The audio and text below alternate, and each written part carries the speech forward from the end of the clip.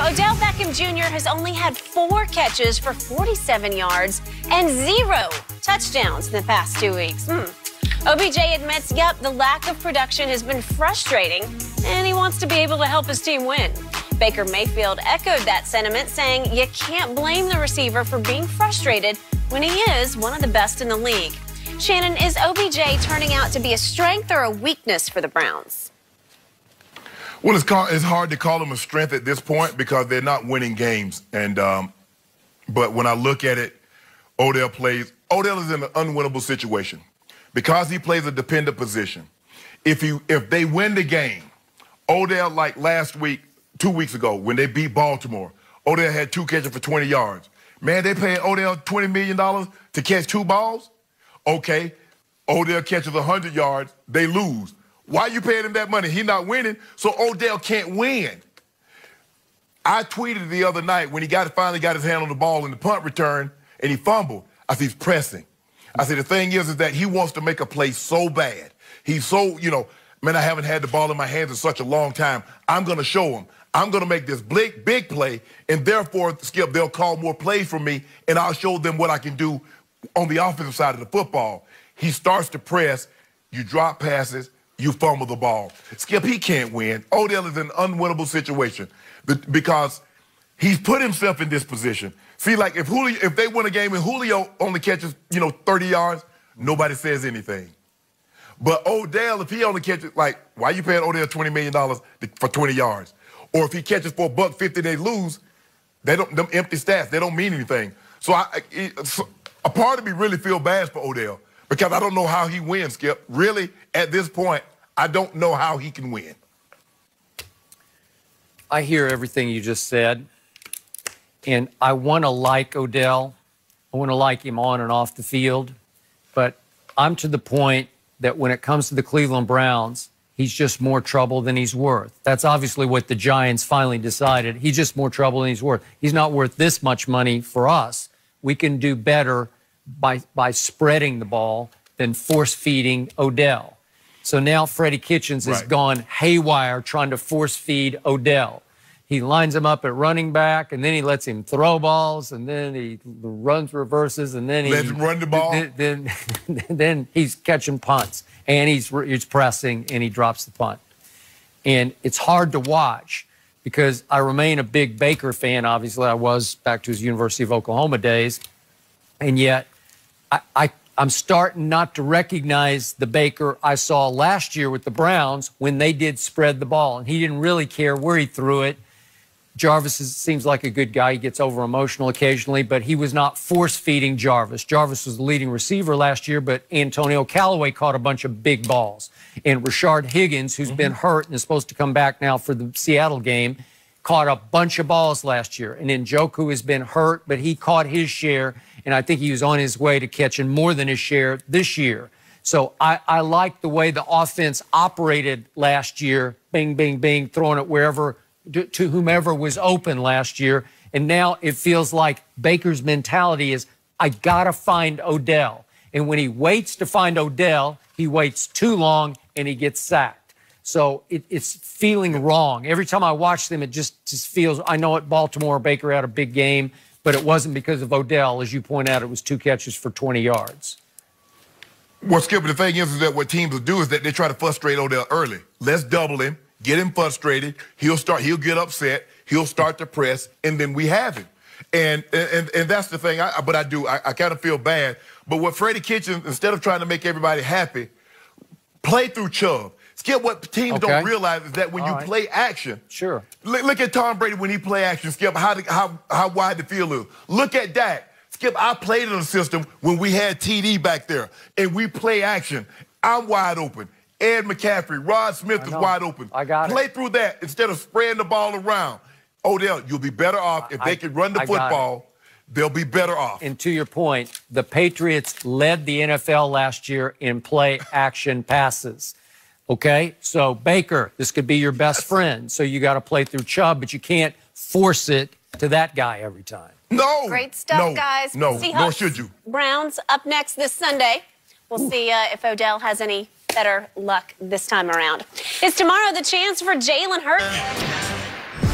Colin Kaepernick's representatives have released a statement to address the, quote, false narrative regarding their client.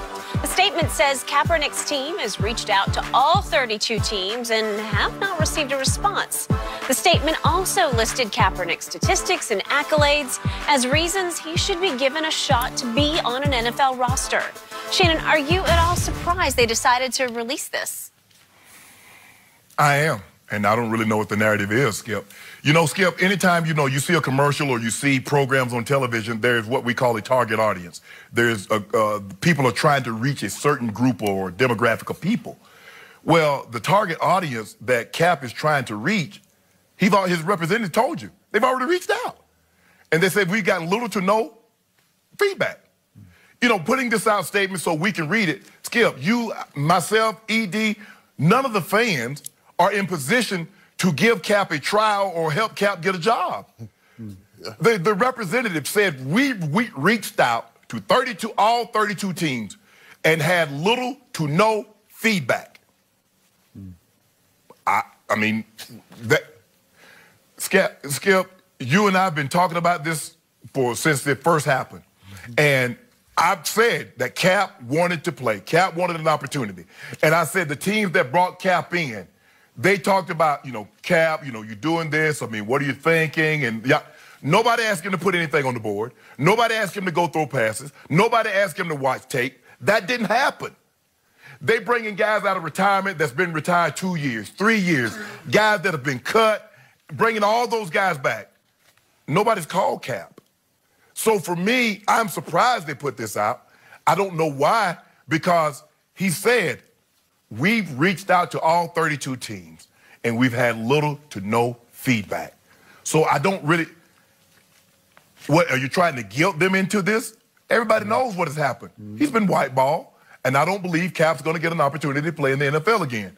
I hope I'm wrong, and it doesn't bother me. I'm glad that he wants to, he's continuing to work out, train, eat properly for an opportunity, hoping that opportunity comes. But, Skip, I don't believe that opportunity is going to come.